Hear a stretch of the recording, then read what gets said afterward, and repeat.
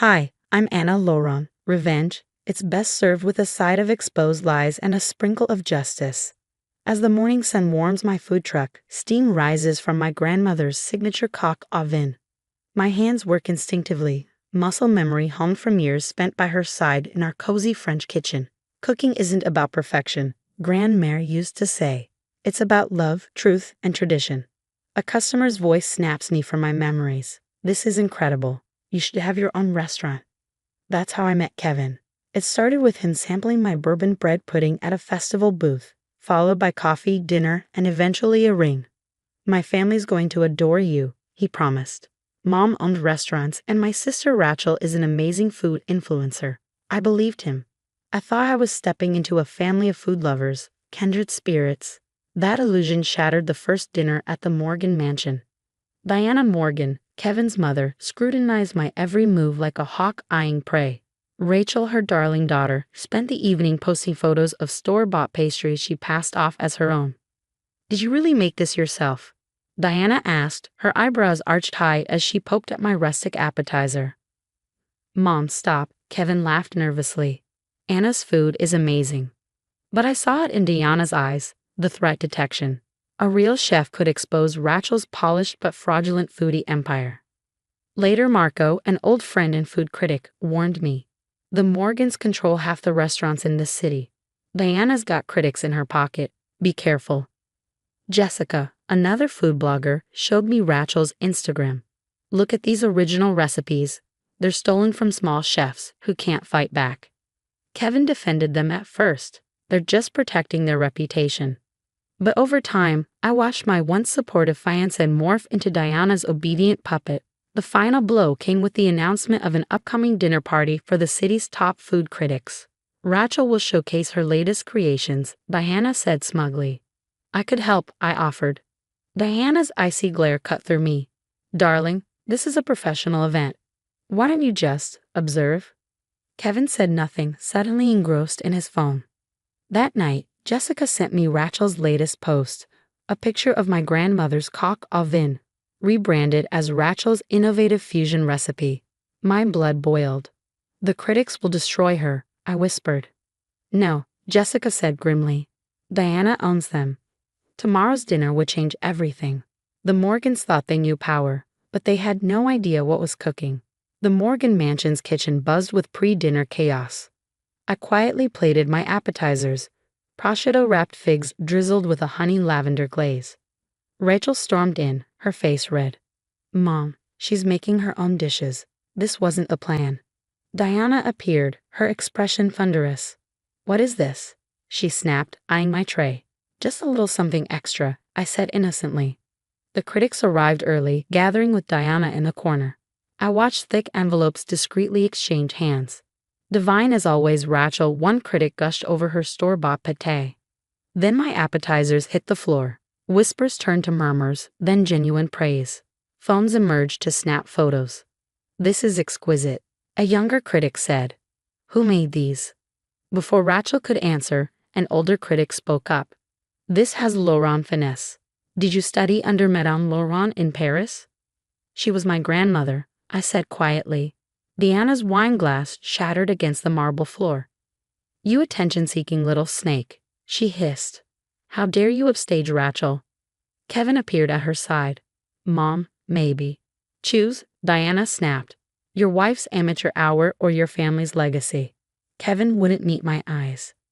Fighting tears, I fled to the garden. My phone buzzed. Rachel's Instagram, featuring my signature figs captioned as another original creation. Through the bathroom window, I overheard Diana and Rachel. "She's ruining everything," Rachel whined. "The food truck needs to go," Diana said coldly. "We have connections at the health department. Remember the Thai place that competed with Rachel's pop-up?" Sophia, the housekeeper, found me sitting among the roses. "You're not the first they've crushed," she said softly. "Rachel failed out of culinary school. Diana paid the dean to call it a family emergency. Diana Morgan thrives on silence. Speak up and you disappear." My phone buzzes again. A headline from a local food blog. "Rising star chef Rachel Morgan stuns critics with innovative winter menu." I stifle a bitter laugh. The critics praised her overcooked salmon with standing ovations. Diana beamed. Kevin smirked at me, squeezing my shoulder just a little too hard. Family knows best, babe, he whispered. Stay in your lane. Across the room, the young critic who complimented my figs caught my eye and gave a subtle shake of his head. Fear. Diana's iron grip was on full display, her victory lap in motion. Rachel inherited my culinary genius, Diana boasted. Her pointed glare added the unspoken. Some people should stick to food trucks, if they last. The threat hung heavy as I slipped outside. Later, Sophia, the housekeeper, handed me a folder. Why help me? I asked. They destroy my daughter's bakery, she said quietly. Diana blacklisted her into bankruptcy. Inside the folder, evidence of health code bribes, stolen recipes, and deliberate sabotage of competing restaurants. My phone buzzed again. Kevin's text was short and cruel. Change the locks on your food truck storage unit. For the best, babe. Family meeting tomorrow about your future. I thought of Grandmare's words. In cooking, timing is everything. Diana thought she'd won. She thought she protected Rachel's fake empire, but she just handed me the key ingredient for revenge. Proof. The next morning, I played my part perfectly. Apologies. Smiles. Deference. Over coffee, Sophia slid more files into my lap while pretending to clean. Receipts for payoffs to health inspectors. Photos of filthy restaurant kitchens.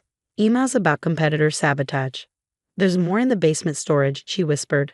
That night, Marco met me behind my food truck. Got something big, he said. Rachel's taking kickbacks from suppliers. Cheap, contaminated ingredients sold at premium prices.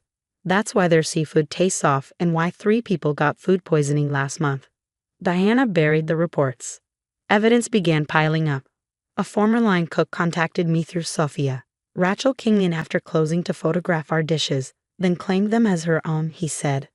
Diana made us sign NDAs. Hidden phone recordings captured family meetings. Diana snapped, handle it.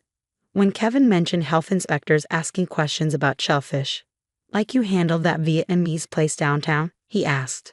Already done, Diana said coldly. Fire accident scheduled for next week. Rachel whined. That new fusion place is stealing my customers. Don't worry, princess. Diana soothed. Their pipes might have an unfortunate leak soon. I stayed in character, the perfect, defeated wife. You're right, Kevin, I said. I should learn from Rachel. He bought it completely. Finally, Mom will be so pleased. More evidence poured in. Financial records revealed payments to nearly every major food critic in town. Former employees shared stories. Rachel couldn't tell basil from oregano, one said. We had to pre-measure everything. Diana threatened my family when I refused to let Rachel claim my signature dish, another added. The young critic who praised my figs reached out. They're blackmailing all of us, he admitted. I'm ready to talk. A USB drive appeared in my locker, surveillance footage of Diana handing envelopes to health inspectors. The Food Network segment films next week, Kevin announced proudly. Rachel's doing your grandmother's coq au vin. I smiled sweetly. She'll do it justice, I'm sure. Marco built the case. 5 destroyed restaurants, 20 bought critics, hundreds of stolen recipes. Diana's hubris grew. See how much better things are when you behave, she said. Rachel posted yet another stolen recipe. My grandmother's tart tatin, calling it her latest creation. The rage simmered, but I stayed cool. Timing is everything. The Food Network cameras rolled as Rachel stumbled through her coq au vin demonstration. Meanwhile, my evidence detonated across every major food publication. Rising star Rachel Morgan exposed, stolen recipes and fake credentials. Morgan family under investigation for health code violations and criminal conspiracy. My phone exploded. First, Rachel, you backstabbing snake. Then Diana. You'll regret this. Finally, Kevin. We can fix this. Please call me. Marco's expose hit hardest. Surveillance footage of restaurant sabotage, proof of critic payoffs, documents revealing Rachel's culinary school expulsion. The Food Network segment shifted to breaking news coverage as Rachel crumbled on live TV. When asked about the stolen recipes, I didn't hesitate. Those Vietnamese restaurant owners you burned out? I texted Kevin, along with every chef whose recipes Rachel had swiped. They're suing, I added. Health inspectors swarmed the Morgan family restaurants, real ones this time, not Diana's puppets. The violations? They went on longer than Rachel's fake recipe book. Morgan family restaurants shut down amid a health crisis. Social media star Rachel Morgan watched as her follower count plummeted 80%. The bot networks exposed. 5 years flashed by. My food truck, a tribute to Grand Mayor's legacy, became a sensation. Authentic food, real reviews. Diana's empire crumbled, piece by piece, as their restaurants were sold off to cover the mounting lawsuits. Rachel's cookbook deal, canceled. Her influencer career, dead.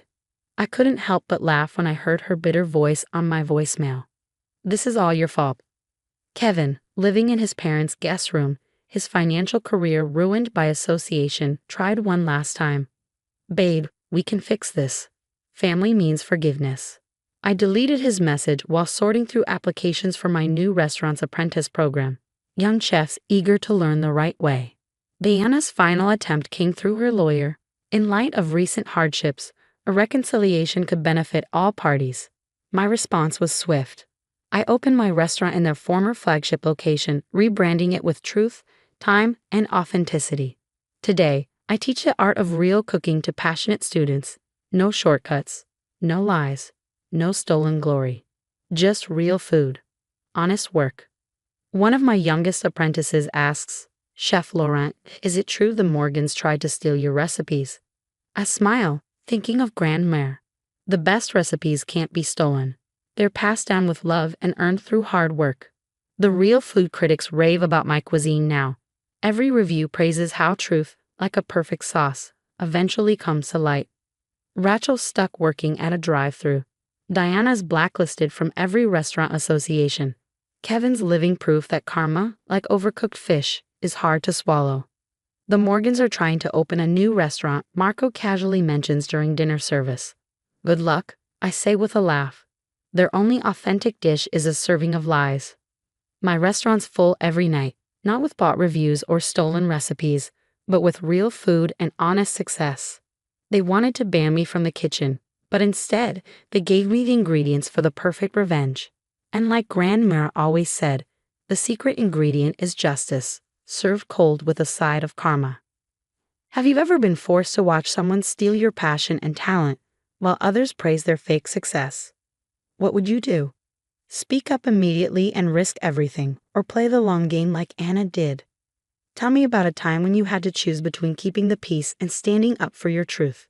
Would you let someone claim your life's work as their own to maintain family harmony?